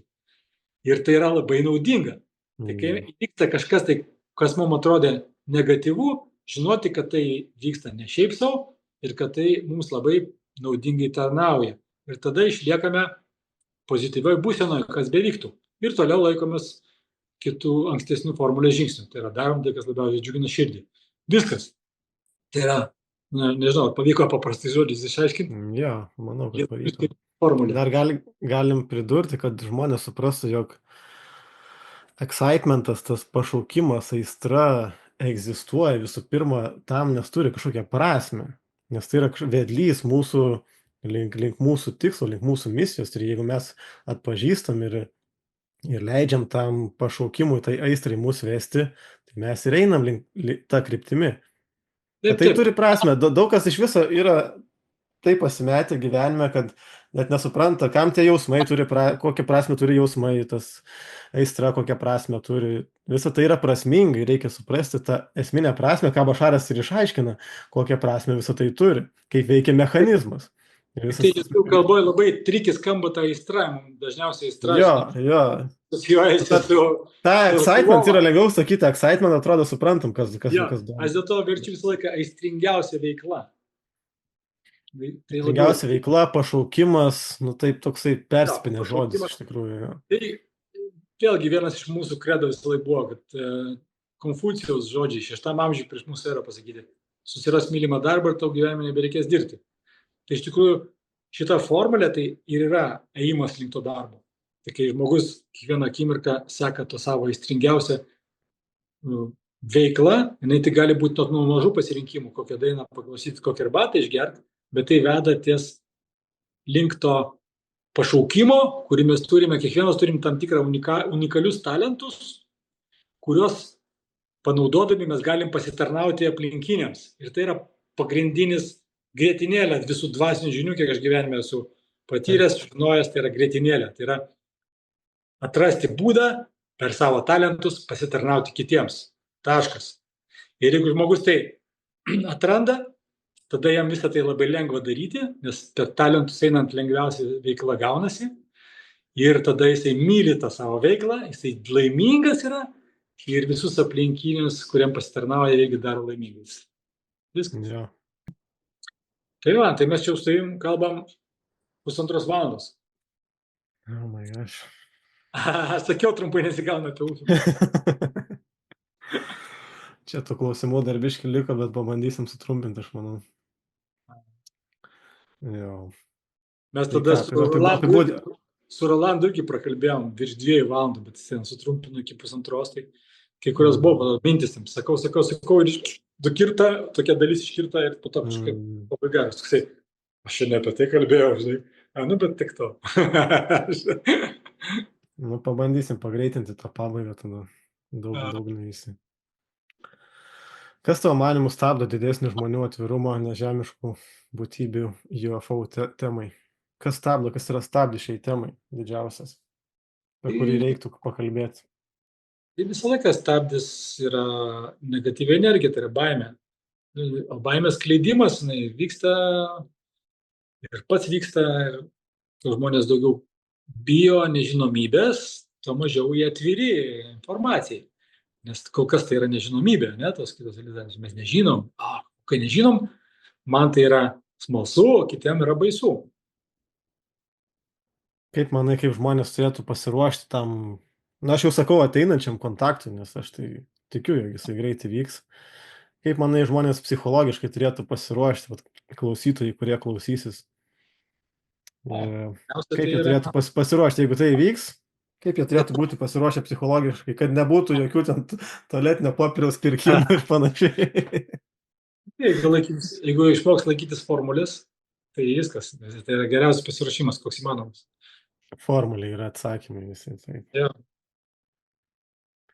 Jeigu tave pasirinktų dalyvauti pirmajame kontakte su nežemiška civilizacija, ko paklausim jų pirmiausia?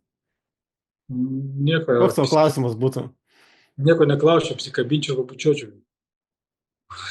Ar galiu su jumis paskraidyti? Ar galiu pralėkti erdvėje? Aš prisirišiu lentą dar. Prie marių kažkur priskrisk. Jo. Supratau. Ar matai kokią nors sąsają tarp savo dvasinio kelio ir nežemiškų civilizacijų? Įžvelgi kažkokią sąsają? Akivaizdu, kad mane tas informacija traukia, tai kažką turi bendro su... Jeigu ID kortelę netgi turi, tai akivaizdu iš tikrųjų. Jo. Mano tikslais tai kažką bendro turi, dar nežinau ką, bet tai irgi tas labai exciting, nes tai nežinomybė.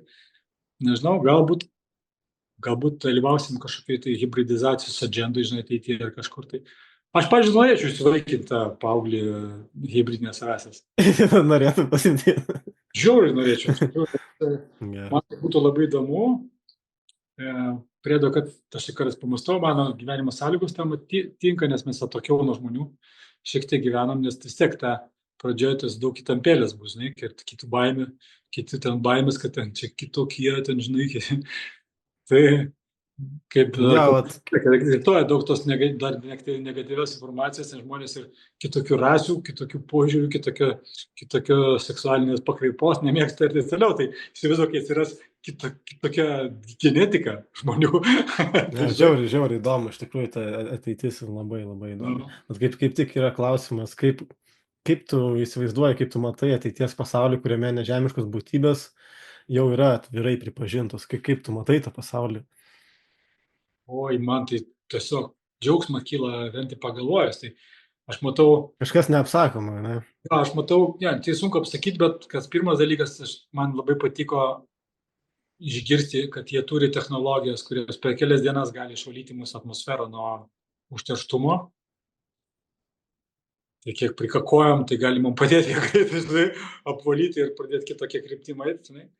Tai galų gale grynų orų, kaip per pandemiją, kai sustojo gamyklos Kinijos, per 3 mėnesius apsivalė dangus virš Honkongo ir ten delfinai į Veneciją atplaukė, žinai, ir taip toliau.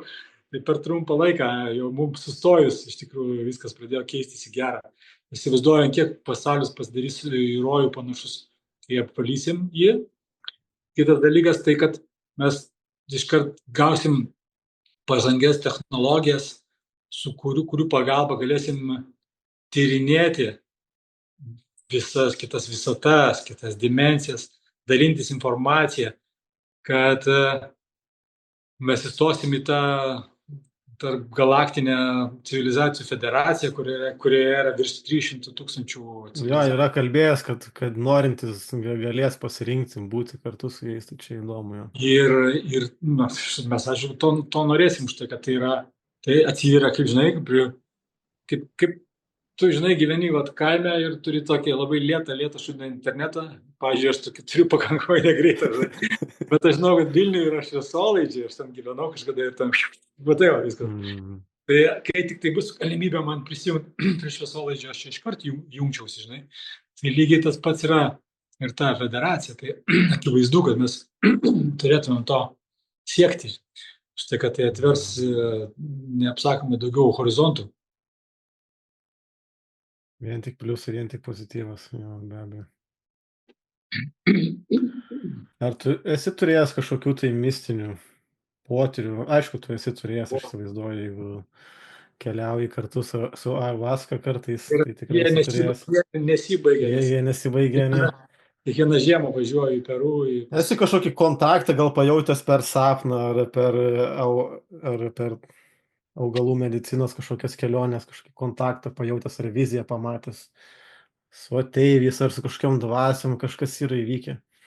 Man asmeniškai buvo vieną kartą tokia patirtis įdomi, kai vienas iš pirmųjų eksperimentų buvo su dimetiltriptaminu, tai yra DMT. Medžiaga, kuri labai atidaro kankorinę liauką. Tai aš tada atsimenu, atsidūriau kažkokia realybė erdvėje, kai buvo atrodo kaip kažkoks tai tokie marmuriniai rūmai, tokie didžiuliai balti, tokie šviesų spindi ir tokie kaip kažkokios technologijos ranka, tokį baltą apvalų kristalą paėmė ir man į trečią akį statė. Ir aš taip grįžtu iš tą realybę. Kas čia dabar buvo? Nežinau, kas vyko, nesuprantu, žinai. Bet tokia buvo patirtis neužmirštama. Bet čia tų patirčių daug, žinai, turėjęs. Dariau kažkada pas žmoną ant stalelio, netikėtai, tipo, perskaitau, kas čia per knyga ir pamatau, čia yra Daryl Anka Kryptik. Ta knyga apie kritiką. Čia kaip grožinės literatūros, žinai, būdu surašyta. Šiaip galvojau, aš čia pirkti irgi turėjau minčių. Ta informacija, kuris įgauna ten per vilą apie žmonių potencialą šitai planetą. Labai įdomu. Nu, pabaigai gal papasakosi, kas yra tavo gyvenimo aistra, pašaukimas. Mano gyvenimo aistra yra nuo vaikystės dainuoti. Ir aš dainuoju. Tu visai nesenai sukūrei dar vieną naują dainą, ne? Ilgos pauzės. Ja, bet apie tėvas, kaip vadinasi? Aš radau tam dainavimui ir kitokių būdų, nes ten darau žmonėm detoksus, ten su indienų liaudies medicinom ir ten dainuoju, aš ten per tos detoksus, aš radau būdų dainuoti, kai žmonės valosi nuo toksinų ir tai toliau, tai nebūtinai tik tai žasų dainos, bet dabar neseniai vėl pradėjau su žasais viską vieną kitokią dainelę sukurti, beje vakar buvom studijai, ir dabar perdarinėjom seną gerą dainą, kuri vadinasi Man gerai, man nieko netrūksta. Dabar naujus žodžius, sukūriau neseniai, ten nebeveikia jau. Pačius stulpus ir daina vadinsis Gausa, nes man gerai, man nieko netrūksta, tai yra gausa. Gausos apibrėžimas beveik. Ir ten bus, pavyzdžiui, stulpelis. Pašluoju aš terasą, išsuku markizę, leiskite į trasą pandemiją ar krizę. Aš tai įsivaizduoju, grinai, kaip tu dainuoji pirmą dainą su kokiu nors atėjų. Įsivaizduoji pirmą dainą su atėjų. Dar nebandžiau įsivaizduoti. Su plėdiečiu kokiu nors. Nu, bent jau galėtų pašokti fone. Bet visi galvotų, kad su AI padaryti. Smagus biški paskraidyti po tas fantazijas. Nu ką, viskas užtenka. Paskutinis klausimas labai paprastas. Kom tu gali būti naudingas žmonėm ir kaip tave rasti? Nu, viena iš įstringiausių veiklų tai yra, aš domiuosi tai indėnų liaudės medicinom ir tas žinias kaupiu, kiekvieną žiemą važiuoju mokintis tiek į Peru, tiek į Braziliją. Vežuosi su savim grupės žmonės, kurie nori irgi su manim kartu važiuoti, tai kviečiu kartu prisijungti. O rasti mane galima per Facebooką. O Lietuvoje kažką veikia? Facebook.com/ezopas. Lengviausia per Facebooką, taip. Per Facebook galima, Instagramą galima rasti ir galima mano to detoksų tinklapį kambo.lt. Tai jeigu čia įdomu kažkaip biškiai eiti savęs sveikatinimo gilesnio pažinimo keliu. Bet atlieki ir Lietuvoje praktikas kažkokias. Taip, aš darau kambo detoksus ir kitas šamaniškas praktikas, kurias mokinuosi. Kaip būna, žmonės važiuoja pas mane su rimtais užterštumais, ir aš ten turiu tokių augalų atsivežęs, ten legalių, kurie neuždaugdėti. Ne, čia visi bijo to nelegalumo. Bet ten yra tarkim tokios sėklos, kurių išgeri ir gleivės išeidinėja per užpakalį kokias 6 valandas. Tai labai skausminga yra, ar? Nu, nėra labai skausminga, bet nemalonu vis tiek. Nemalonu. Bet reikia tą atidirbti tą dieną ir tada kitą dieną akise prašviesėja. Tai visokių tokių. Turiu arbatų, kurios mano žmona turi elektroninę parduotuvę, lotosas.eu, ir prekiauja visokiam arbatam iš Amazonės džiunglių, kur, tarkim, kraują valo, yra tokia čiučiuasi arbata, galima gerti litrais ir automatiškai valosi kraujas, atsiranda ant žandukų raudonis. Taip pat, beje, išgirdau kažkada iš Bašaro, nes Ar turit kokį nors detoksikuojančių arbatų?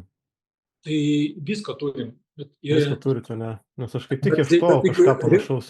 Bet, žinai, tokiam rimtam detoksui, tai visą kviečiu, žinai, atvaryti pas mane kokią dieną ar savaitę, žinai, ir visada galim suras būdų. O šiaip, kažkada išgirdau audio tokį įrašą, radau Bašaro, kur jisai apie sveikato biškį pasisakė, nes po to jis nustojo apie sveikatą kalbėtis. Aš įtariu, kad ten Amerikos, žinai, farmacija nutildė dar į lanką biškį. Tai jis tipo ten nusprendė, kad negalima, kad neprisidaryti savo bėdų. Gali būti. Nusprendė nekalbėti. Bet kažkada yra pasakęs, viena moteriškė, matyti, ten dalinosi, kad ten serga kažkokia rimta liga, kažką ir sako, ką daryti. Ką nieko nedaryti. Sako, rekomenduotam pradėti gerti dideliais kiekiais vitamino C. Ir jis pasakė konkrečiai kiek. Jeigu ant pakelio parašyta iki 1000 mg per dieną, tai jis rekomendavo 6000 mg per dieną C vitamino ir tokį pat kiekį MSM.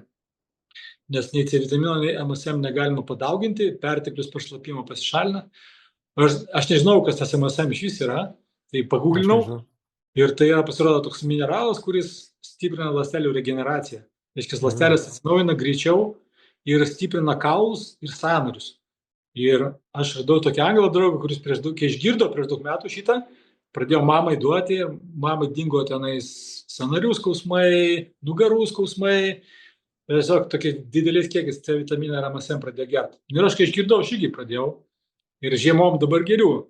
Tik tai aš pakeičiau C vitaminą iš tos korbo rūgšties paprastų tablečių į kamų vaisių miltelius iš Peru. Tai mano žmona parduotuvė jų turi irgi. Ir tiesiog geriau įsisavina, kai yra natūralus šaltinis vitamino C.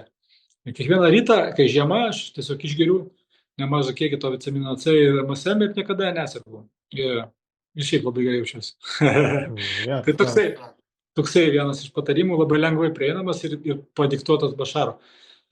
Tai ir... Vitaminas C gali būti toks naudingas. Tai. Jo, tai jisai paaiškino ten, kad dabartiniam evoliucijos etape mes gaunam pakankamai daug toksinų su maistu, nes mes žinom, kaip auginam Be maistą. abejonės jau čia jau. Tai ir kūnas visas atsargas vitamino C sudegina, bandydamas pašalinti toksinus. Nes pirmo reikalo kūnas šalina toksinus.